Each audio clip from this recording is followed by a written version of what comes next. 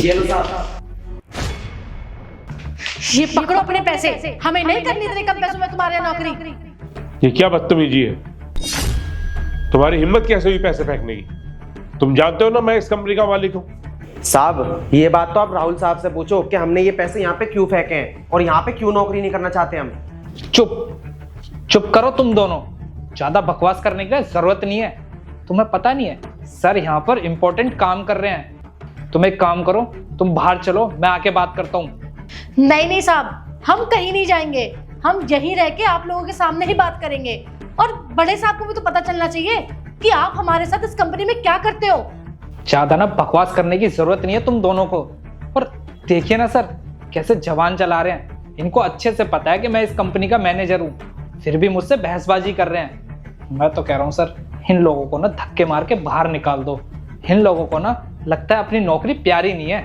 हाँ साहब, आप ठीक सोच रहे हो, मुझे मेरी नौकरी प्यारी है ही नहीं और मैं ऐसी कंपनी में खुद काम नहीं करना चाहती जहां मुझे मेरी मेहनत के सही पैसे भी ना मिले।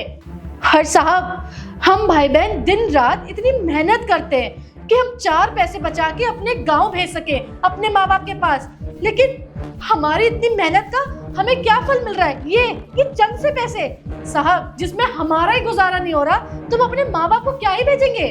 तो साहब इतना सब कुछ करने के बाद भी हमारा क्या फायदा हो रहा है? इसलिए हम दोनों को ये नौकरी नहीं करनी है, हम जा रहे हैं यहाँ से, चलो यहाँ से। एक मिनट राहुल, तुम मुझे बताओगे ये सब क्या चल रहा है? अरे सर, मुझे तो ऐसा लगता है कि ये दोनों ना आपके सामने मुझे नीचे दिखाने की कोशिश कर रहे हैं। देखिए ना कैसे आपके सामने मेरे से जबान लड़ा रहे हैं। और सर मुझे तो ऐसा लगता है कि ये ना नशा वशा करता होगा, पैसे कहीं गिर देता होगा और फिर यहाँ आके बहसबाजी कर रहा है। और सर कई बार तो ये दोनों भाई बहन लेट भी आते हैं, तब भी मैं ना इनको पूरी सैलरी देता हूँ, मैं इनके पैसे तक नहीं काटता हूँ क्योंकि गरीब है। और अब मेरे सामने जवान लड़ा रहे हैं। मैं तो कह रहा हूँ सर, इन लोगों को ना बाहर भेज दो या इनको ना नौकरी से निकाल दो, हम ना किसी और को देख लेंगे। अरे ओ साहब, ज्यादा ना झूठ बोलने की जरूरत नहीं है। हम मेरा भाई कोई शराब नहीं पीता है, वो ना बहुत सीधा है। और एक बात बताइए, आपको क्या लगता है कि आप हमें जो पैसे देते हो वो हमें गिनने नहीं आते? और साहब हम मानते हैं कि हम भाई बहन पढ़े लिखे नहीं हैं, लेकिन हमें हिसाब करना आता है और हमें बहुत अच्छे से पता है कि साहब हमें कितने पैसे देते हैं। अच्छा तुम मुझे बताओ कि तुम्हारी तनख्वाह कितनी है यहाँ पर? साहब जब से हम इस कंपनी में काम करने के लिए आए ना, तब से साहब हमें 6,000 रुपये तनख्वाह देते हैं और 6,000 ही हमारी बहन को तनख्वाह देते हैं। लेकिन साहब अब आप एक बात बताओ, आज के ज़माने में इतने कम पैसों में खर्चा होता है क्या कहीं पे?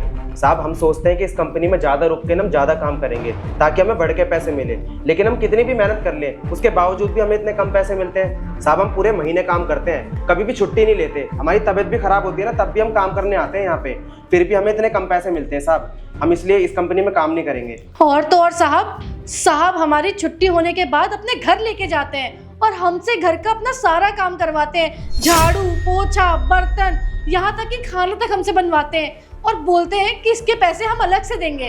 लेकिन जब तनख्वाह देने का समय आता है तब वो हमें ये 6,000 रुपये पकड़ा देते हैं। अब साहब आप ही बताइए, इतने कम पैसों में हम अपना खर्चा और अपने घर पे पैसे कैसे भेजेंगे?